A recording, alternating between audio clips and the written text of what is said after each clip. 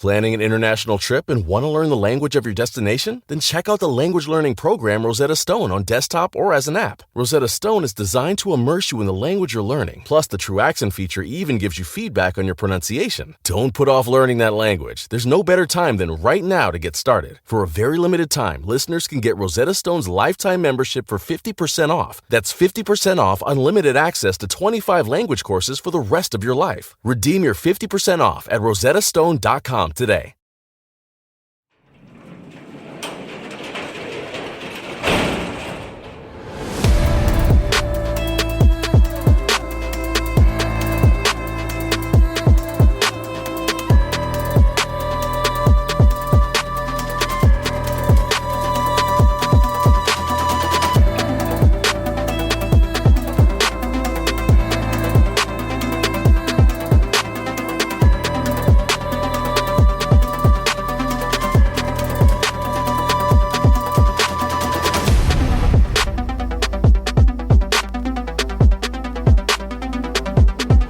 Welcome to True Crime Garage. Wherever you are, whatever you're doing, thanks for listening. I'm your host, Nick, and with me, as always, is a man who puts his mind to his microphone and to your eardrum. Here is the captain. Yeah, bang on those eardrums.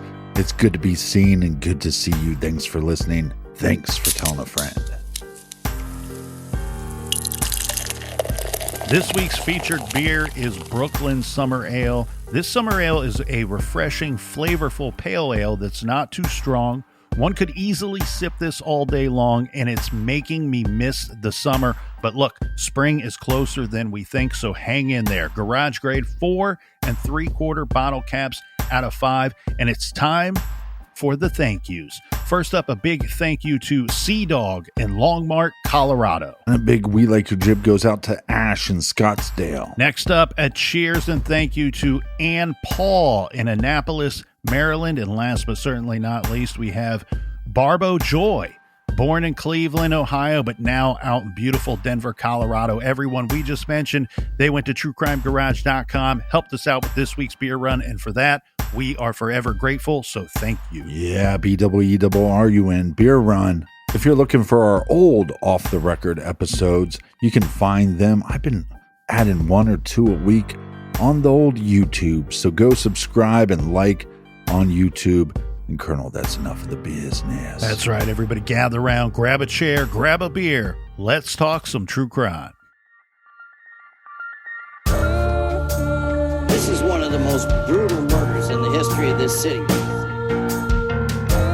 Rashawn's gruesome murder will forever trouble a dedicated detective who retired without solving it.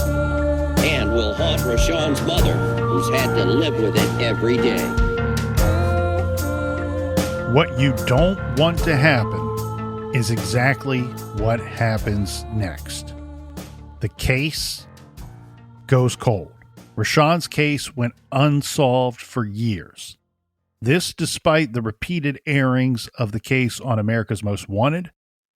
Listen, the good hardworking folks over at AMW, John Walsh and nowadays Callahan Walsh, his son, America's Most Wanted, they aired segments on Rashawn's case in 2005, twice in 2006, once in 2007, and once again in 2008.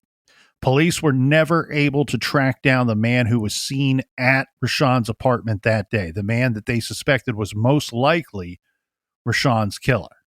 Lieutenant Commander over at NYPD's Brooklyn North Homicide Squad spoke to the NY Daily News in 2008, so this is 3 years after the murder, saying, quote, "We've chased hundreds of leads across the country, and we're not closer today than we were in 2005.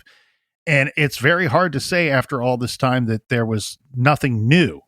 It is a shame that it is a shame, according to this homicide squad detective, that they had nothing new in 2008 compared to where their investigation stood in 2005. So no doubt investigators worked this case hard. When Detective Amato was the lead investigator, he traveled to Texas to go to the factory that made the Rooster duffel bag that we talked so much about in episode 1.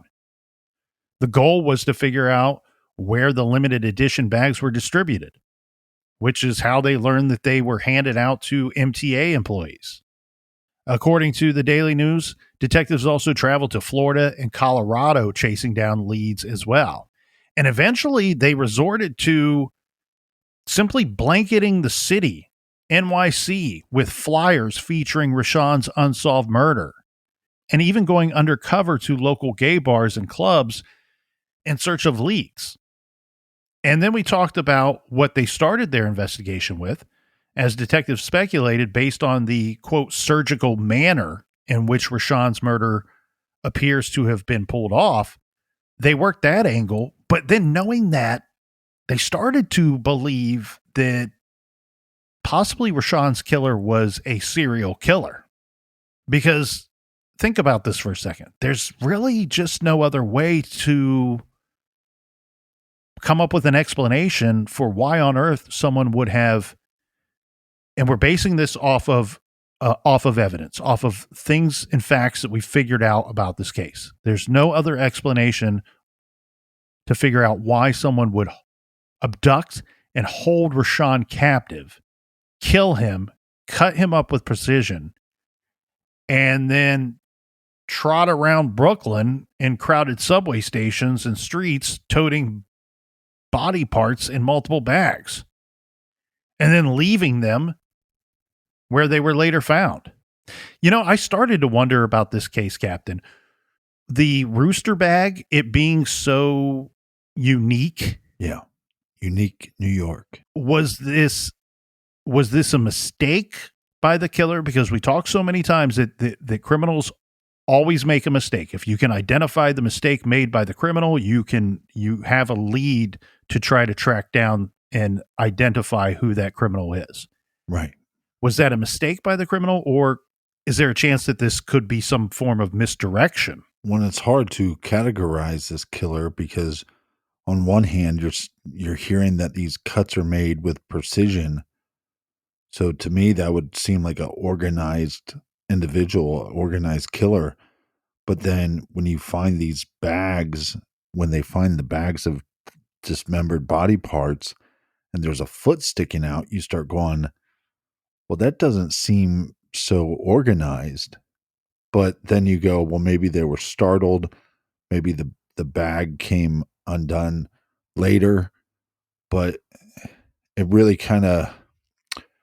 makes it hard to even start identifying the characteristics of this killer.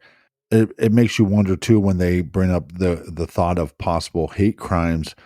My mind always goes to the idea of, is it possible that he was seeing somebody that wasn't openly gay and had some reservations about being openly gay, and would that be a motive? Or, as with any affair, right, someone that would need to conceal this relationship from one person or many persons. Very good point. Now, I do want to apologize in advance because I went to local news clips and I've heard this young woman's name said multiple ways. So right. I'm making a choice of how to say and pronounce her name here. So I mean no disrespect at all.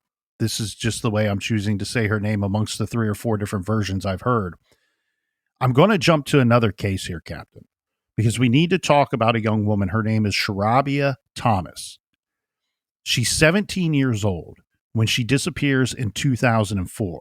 Now, remember, Rashawn went missing in 2005, found a few days later. Sharabia's sister, Rachel, is the person believed to have last seen her. This is on February 11, 2004. So this is 1 year and 3 days prior to Rashawn going missing. Yeah. Rachel and her sister, they both attend the same school. They're leaving to go to that same school at the same time. And at some point, I don't know if they part ways but what happens is this is the last time her sister Rachel sees Sharabia. They are attending classes at EBC Bushwick High School. What we do know is Sharabia never arrives at school that day. Red flag. Now, she's found relatively quickly. Right. Unfortunately, she's found at 4 p.m. that very same day. Her naked body was found tucked into 2 laundry bags found in an alleyway behind 130 Palmetto Street in Bushwick. Sarabia died from strangulation, but she also had suffered blunt force trauma to the head, face, and torso, and she had visible ligature marks on her wrist and ankles. Male DNA taken from her body linked to no one at the time, but keep in mind they have it on file. Police had no suspects, and this case, just like Rashawn's, stalled as well. Now, we jump into the phone booth at the Circle K and we travel and fast forward to June of 2016. Excellent. This is when New York City cold case investigators were working on the unsolved murder of a student. Her name is Chanel Petro Nixon. She was 16 years old. She vanished in 2006 after leaving her family's home to go to an interview at a local Applebee's restaurant. Where was the Applebee's? This is not too far from where Rashawn would later be found, in the bags. Chanel was found 4 days later after she disappeared, half nude, strangled in trash bags on Kingston Avenue in Crown Heights, Brooklyn. So let me just get this clear. I mean, we have one victim found in 2 laundry bags. Was there dismemberment in the 2004 case? No, I don't believe so. No indication of that. Right. Now, was there dismemberment found in this 2006 case? No, I don't believe so. The thing here is, keep in mind, note the locations of where we're finding, and not just where we're finding these victims, but also where the victims are from. Right. Now, in 2016, a former classmate and fellow church congregation member of Chanel's named Vernon Primus was arrested and charged in her case. Primus had been imprisoned in St. Vincent in the Caribbean islands and charges of kidnapping and murdering 2 other women. So 2 completely different women. We don't need to name them here because they don't have anything to do with Rashawn's case. Right. Now, he had served time previously in New York for assaulting another woman. Now, for obvious reasons, detectives would suspect that this guy who's responsible for Chanel's case could be a good suspect for Sarabia's case as well. Right. Similar victim, similar area. Yeah. And found and murdered about 2 years apart. Yeah. It's almost identical crimes, different times. So they're like, cool, we probably got our guy. We have an idea. Let's build a case around this Vernon Primus guy who's horrible. We believe he's killed 3 different women, 2 in the Caribbean islands, 1 here in New York, possibly another one here in New York, this Sarabia case that's unsolved. So they go and they're getting the scrapings from under Sarabia's fingernails. Those are tested by the NYPD's cold case squad using updated DNA technology. Remember, they tested male DNA that was found on her body back when her body was found in 2004. Right. We fast forward 12 years later. Technology has gotten better. So what will that new technology tell us? Well, from the scrapings, the lab technician obtained male DNA profile that was then entered to CODIS, the national DNA database maintained by the FBI. They get a hit. All right. So you spin the wheel, ding, ding, ding. You think you have something, you get a hit. You do got something, but it's not to this Vernon Primus piece of shit guy. Piece of shit number 1. You get a hit to a Kwehuru Gavon, AKA piece of shit number 2. Yeah, this man had been convicted of armed robbery. This taking place in Central Florida in 2014. So as a result of that arrest in Florida, he is required by Florida law to submit DNA sample to the database. It was his DNA that triggered the CODIS hit to Sarabia's killer. So in short, that DNA evidence is connecting you to this guy, Kwehuru Gavon. So when that CODIS hit happened in 2016, Gavon was already in prison in Florida. He's serving out that 3-year sentence for the armed robbery. We love when these pieces of shit are already in prison, don't we? It makes it very easy to go and find them. Makes it a lot easier to find these pieces of shit. But the NY investigators discovered that he was going to be released very, very soon. He was near the end of his sentence. Not a good thing. So they fly down to Florida and they immediately place him under arrest for the murder of Sharabia Thomas. This is as he's stepping out of the facility. Like, you guys go ahead and let him out. Yeah, you're free. Let him walk out. And as soon as he gets outside of that gate, that fence, boom, got him. Got him. Say it with us. Got him. He denied the murder. In fact, he says he has no clue who Sharabia was or is, but you ain't taking this guy for his word. So you transport him back to New York to face charges for that murder. He's charged with murder in November of 2016. It's second-degree murder charges and first-degree kidnapping. The physical evidence that Gavon had killed Sharabia obtained from biological material under her fingernails was strong, but police also learned that at the time Sharabia was killed, Gavon lived 2 blocks from her family's home. Yeah, because I think when you start looking into this case, one of the things that you start questioning is, this guy's in Florida. Where's the connection? And so then when you find out, well, he lived 2 blocks away. At the time of the arrest, this guy had a rap sheet 19 arrests long. More arrests than Merle Haggard. So 19 arrests long. Don't throw Merle into this. He had 17 arrests, I believe, by the time he was like 21. Right. This guy's rap sheet goes back to 1996. Some of these were for burglary and weapons possessions, but police believe that he had far more serious crimes on his resume that they just were unaware of. So now that they had this Gavon on the cold case murder of the young Brooklyn teen from the early 2000s and investigating Gavon, this led Detective Jason Palomaro to notice something, that Gavon lived for several years at 1104 Gates Avenue. Why is this important? This is directly across the street from Rashawn Brazell. Yeah, and also what's interesting is when law enforcement starts asking around about this guy, I mean, the neighbors are saying, hey, he was the local weirdo.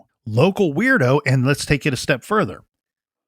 Gavon knew, they could prove that Gavon knew Rashawn Brazell's mother, yes, Rashawn's brother, the whole family. He knew all of them, and he knew them well. But what's interesting is he's telling law enforcement, I don't know them, never heard of them. Exactly. Meanwhile, they're hearing otherwise from several other people that are saying, not only did we know him well, Rashawn had been to this man's home. His brother had been to his home, along with other friends of Rashawn's. And Gavon actually referred to Rashawn to many people as his cousin. So one report says their cousins were cousins. Right. So this shows exactly how close they were linked. They're linked by closeness and proximity, but also some very extended family relationship here. Well, and didn't he also attend the funeral? Yes. Yeah, and we know that because he signed the guest book when he was there. Yeah, we have witnesses to say he was there, and he signed the guest book. But think about this. If you're law enforcement, you're asking this guy, did you know Rashawn? No, I didn't know him. Oh, actually, you're connected. You're somewhat family members with him, and you didn't know him. You went to his funeral. You signed the guest book. You didn't know him. He's a piece of shit. So detectives are going to dive into Kehuru Gavon's background, all aspects of his life, his friendships, his social circles. They learn that Gavon's neighbors, as the captain pointed out, that he's kind of the local weirdo. Neighbors telling police, look, we're freaked out. This guy freaks us out on occasion. He's got these huge pet snakes, which even when we don't want to see them, he openly walks around outside with a massive pet python around his neck. Yeah, he was known as like Snake Man. Well, and he would wear these contact lenses that would give him the appearance of having snake-like eyes. And look, man, I'm all for people being weird. I mean, I'm super weird. You're super weird. But it's a different thing when you're purposely being weird to try to freak people out. The captain and I went full Marilyn Manson in high school. Not true. They used to call us Marilyn and Trent. That's right. But again, this guy's got a lengthy record. So being weird or being strange doesn't have anything to do with it, frankly. But this guy's got a rap sheet. Right. Beyond the snake eyes and the giant pet python snake carrying around, making people uncomfortable, these people were also telling police, like, this guy's also known for these giant mood swings. You know, It can be a super nice guy 1 minute and then can be violent the next. In fact, there was reports of him pulling a gun on at least 2 occasions on individuals. And some people telling the police that this was a guy that seemed to like to have like it's not about being kind of freaky and different and fun. Right. For him, the freakiness was about like kind of scaring people being afraid of him. And that people were saying there were people on the block that were afraid of this dude, number one. And number two, he seemed to like to have this kind of power over people. Right. And again, that to me, wanting power over people, that to me, that would be a sign of serial killer. Somebody that would want to, because when you hear about these killers, it's not so much of it is about controlling somebody or feeling powerful over individuals. And if they have issues with women, that they kill women so they feel powerful over women. It's not a good sign if somebody goes, oh man, I carry around my python and I feel so powerful. Everybody's so afraid of me. Well, and then you get strange statements to authorities too. So when he is first confronted by the authorities, he claims to be schizophrenic, and he puts his head in his hands and says, "Oh no, I hope it didn't happen again." This is according to authorities when they're confronting him about this. So you're looking at him. He's charged with the Rashabia case. You're looking at him for Rashawn's case. Detectives speak with Gavon's ex-wife. According to some reports, not all, because there's varying accounts of this, but according to some reports out there, it states that she told police that she gifted him a Rooster tool bag, very much like the one found with Rashawn's blood in it. Now, of course, there's going to be conflicting statements and inconsistencies in the statements that he gives to detectives regarding Rashawn's case. He told them that he and Rashawn were not close at all, that he barely knew him, which, according to everybody else in their statements, would seem that that's a lie. False. He also said he was out of town when Rashawn was killed and thereafter, but detectives had documented evidence that Gavon had attended the funeral. So that too, another lie. Gavon also said that he was a Jehovah's Witness and that he found the homosexuality of his neighbor Rashawn to be, quote, an abomination, end quote. Yeah, but that to me goes towards motive. Ding, red flag. Yeah.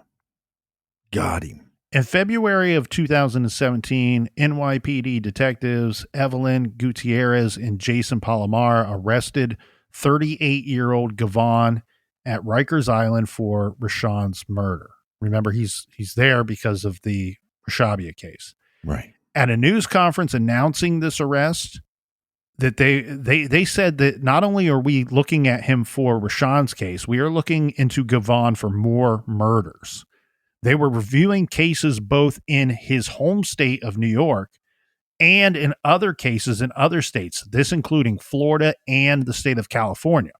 The detective at this news conference, acknowledged that there was, quote, a great possibility that Gavon could be a serial killer. Now, Gavon lived in California before moving to Florida, where he was arrested for that armed robbery. There is reportedly a particular case in the Golden State that he is being considered as a suspect for. The police saying at this news conference, we've charged him with 2 murders. There may be more.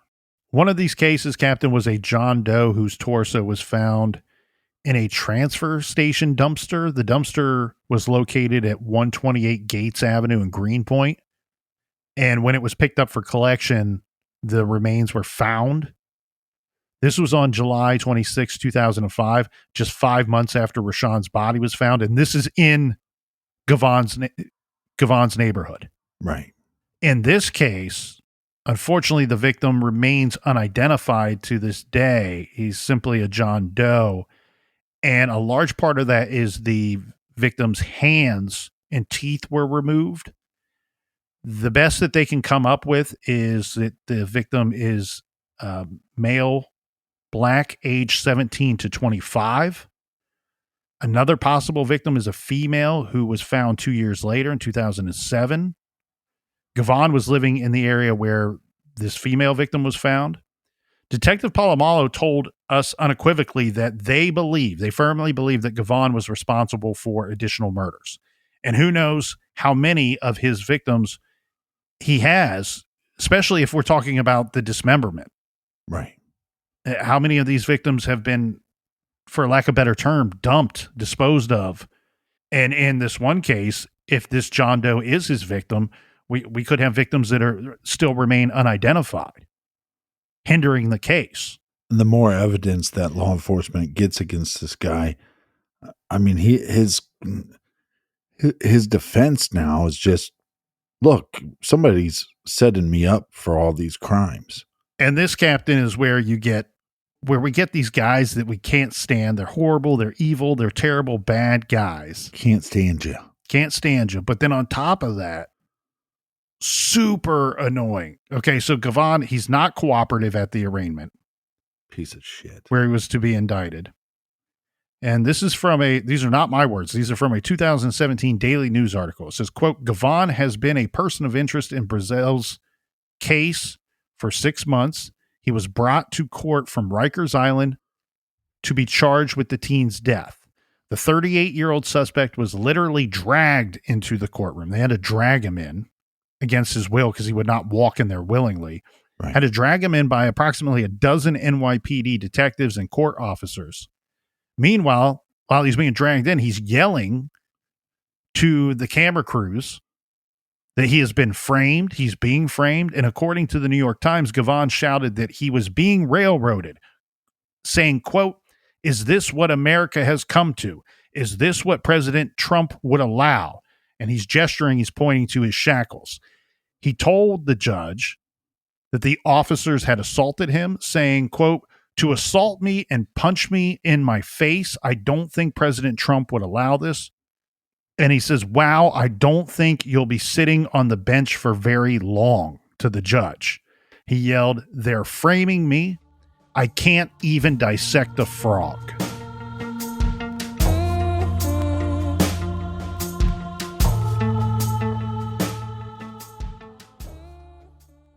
Everyone loves a good family mystery, especially one with as many twists and turns as June's Journey, a hidden object mystery game with a captivating detective story. It takes you back to the glamour of the 1920s with a diverse cast of characters. You'll step into the role of June Parker and search for hidden clues to uncover the mystery of her sister's murder. Use your observation skills to quickly uncover key pieces of information that lead to chapters of mystery, danger, and romance. And customize your very own luxurious estate island. Think expansive gardens and beautiful buildings. Collect scraps of information to fill your photo album and learn more about each character. And you can chat and play with or against other players by joining a detective club. Can you crack the case? Download June's Journey for free today on iOS and Android. June needs your help, detective. Download June's Journey for free today on iOS and Android. Planning an international trip and want to learn the language of your destination? Then check out the language learning program Rosetta Stone on desktop or as an app. Rosetta Stone is designed to immerse you in the language you're learning. Plus, the True Accent feature even gives you feedback on your pronunciation. Don't put off learning that language. There's no better time than right now to get started. For a very limited time, listeners can get Rosetta Stone's lifetime membership for 50% off. That's 50% off unlimited access to 25 language courses for the rest of your life. Redeem your 50% off at rosettastone.com today.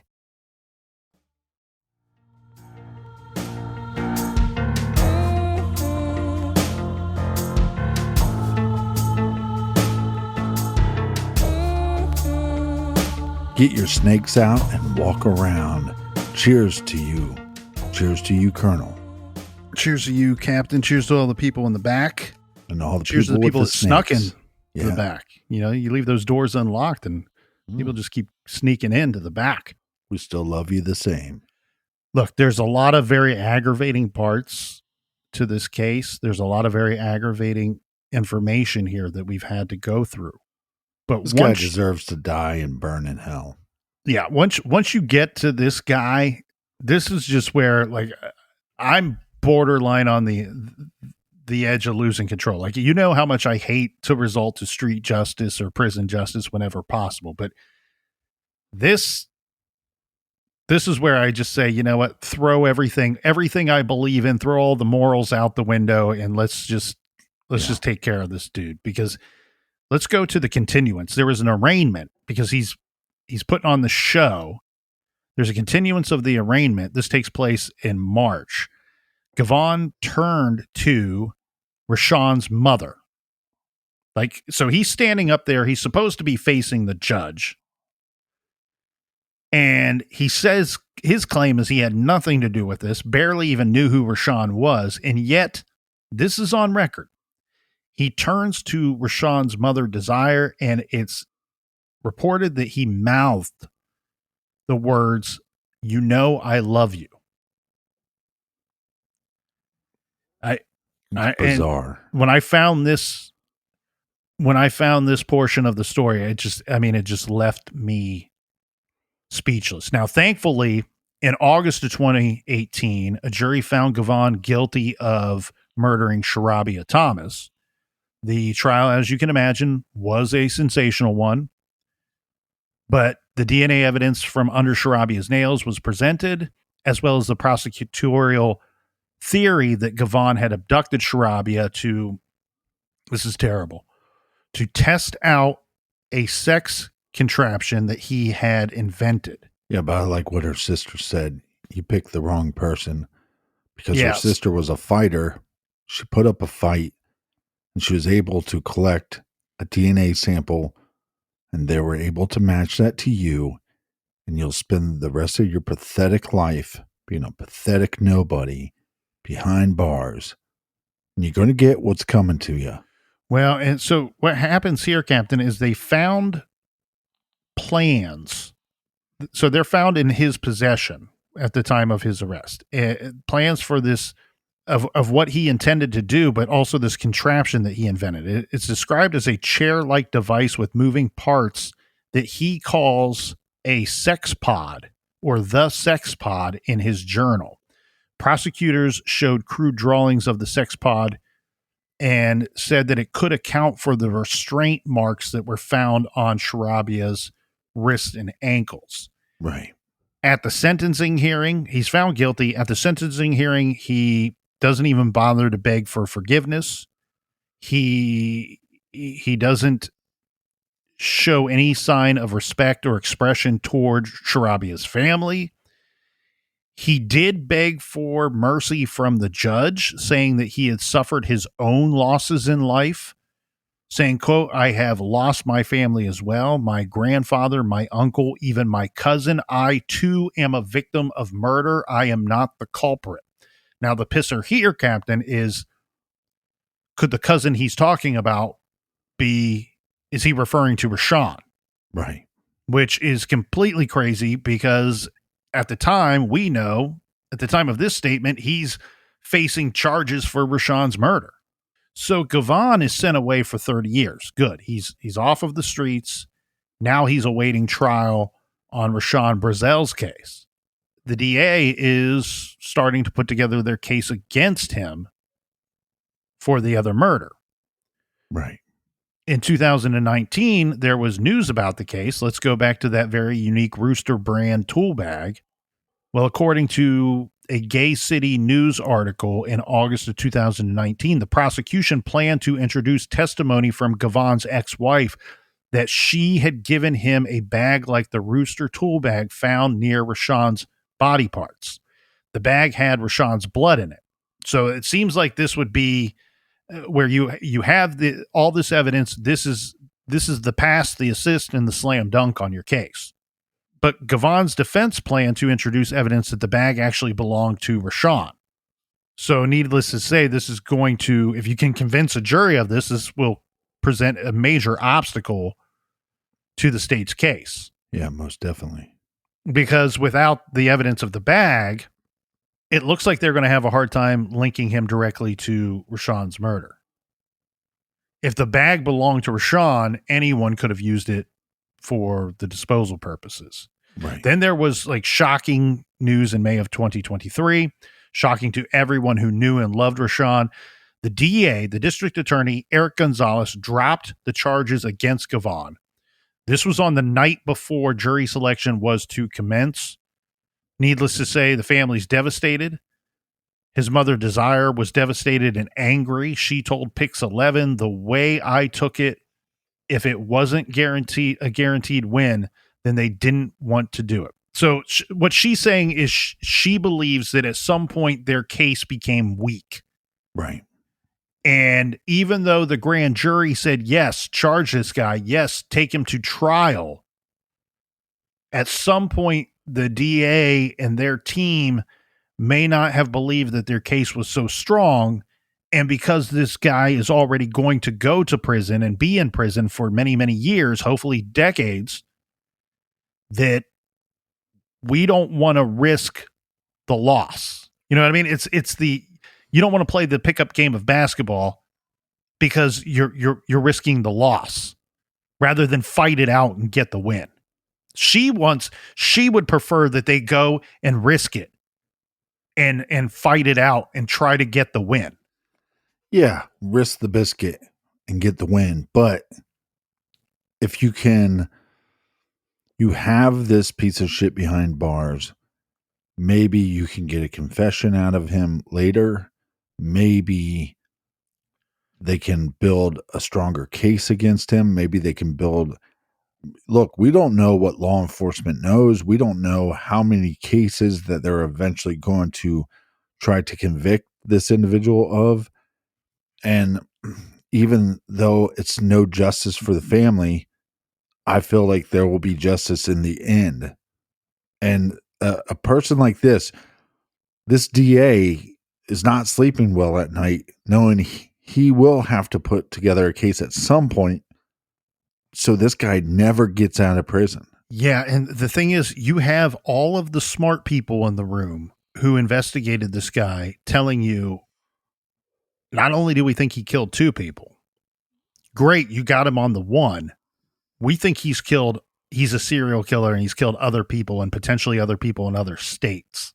Right. So now if they can't build a case against him in Rashawn's case, you have to sit and hope and pray that they can in other cases. And what I'm hoping and praying for is that the possibility of taking him to court for Rashawn's case is not completely out of the realm of possibility. But it appears that there's no movement on this. So to kind of fill in some of the blanks here, you really have 2 sides of the table.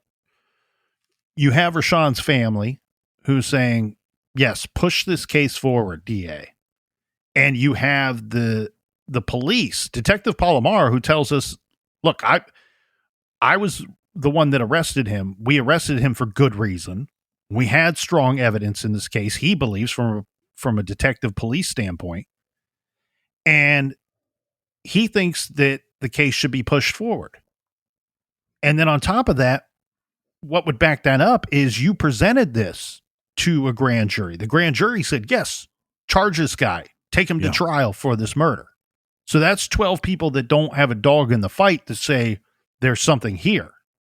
It gets a little dicey, though, because Gavon's defense team are going to try to introduce evidence that would suggest that he could not be the killer because he was out of the state, that he was in St. Louis at the time that Rashawn was killed. We touched on this a little bit earlier. We talked about him being at the funeral. We talked about him signing the guest book at the funeral and being seen by many people, talking, having interactions with people at Rashawn's funeral services. So that's not in dispute. But what's in dispute is, was he in Brooklyn at the time that this young man was killed? Because there is some evidence that suggests he could have been in St. Louis. He was supposed to be attending I think it was like a truck driving school. Yeah, for a job. Yeah. And so it's a truck driving school in St. Louis that same week. And so he's saying, look, this is my alibi. Now, the problem is, according to Gay City News and their good reporting on this case, they're saying the problem here is it's limited records.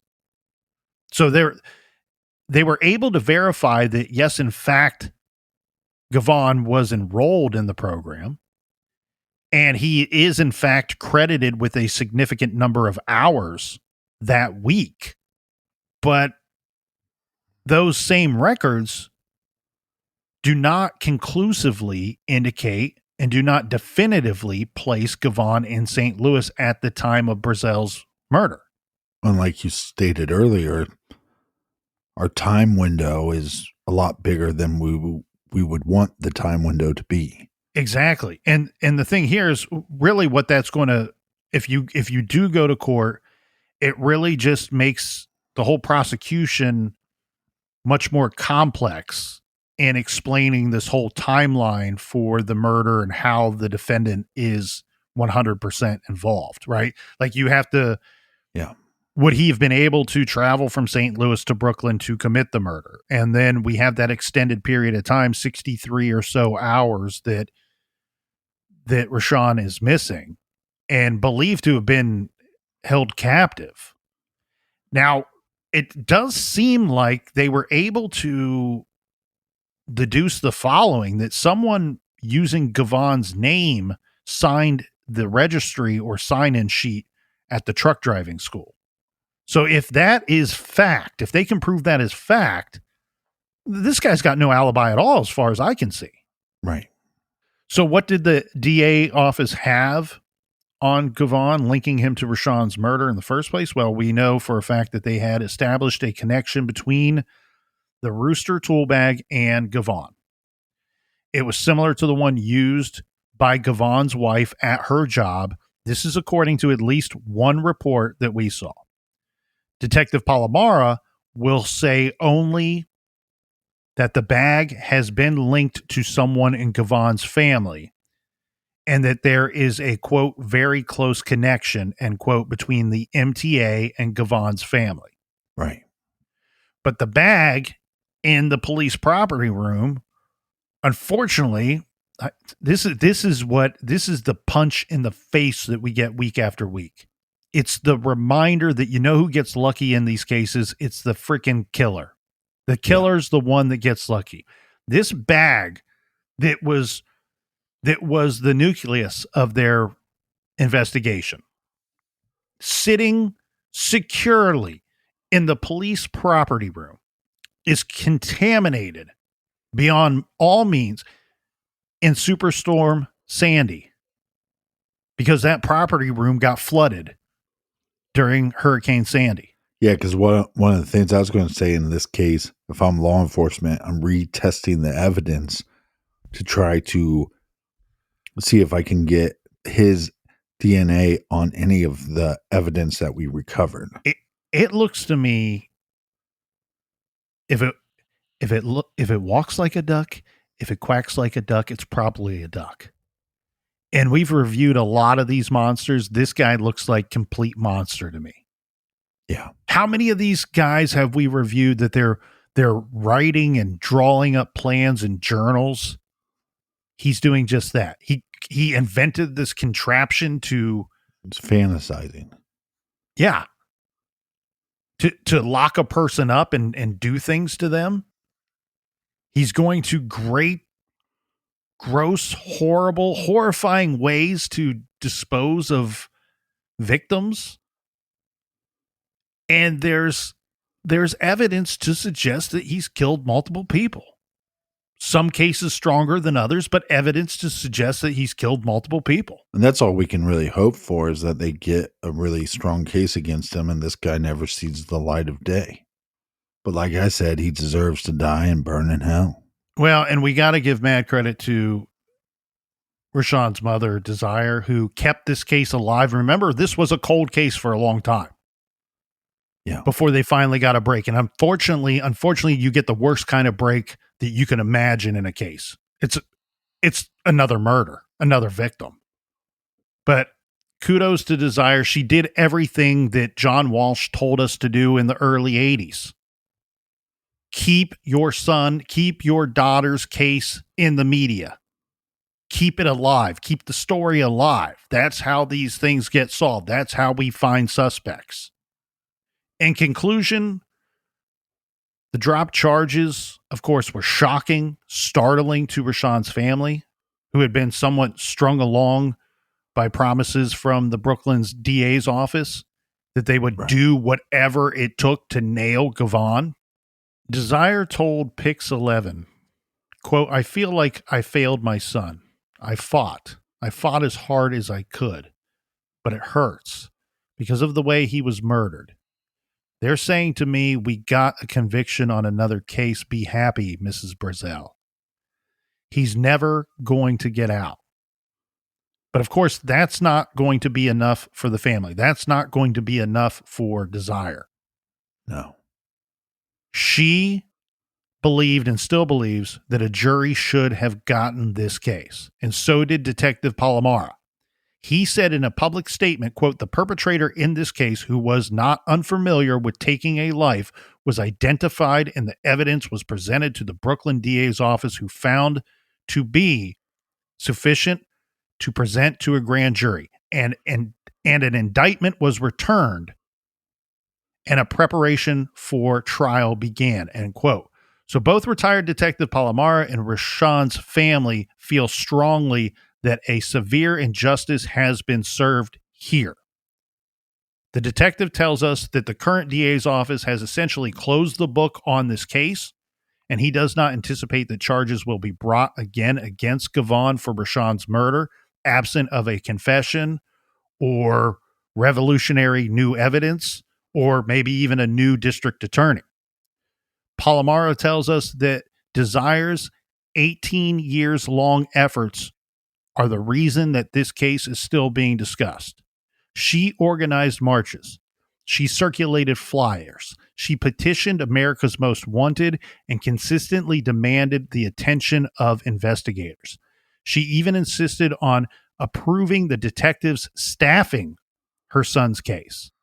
Of course, she is grateful that Gavon is off of the streets and cannot hurt anyone else, but she does not have all of her son back. And she does not have anyone being held accountable for his murder, even though everyone knows who did it. And that is the definition of injustice.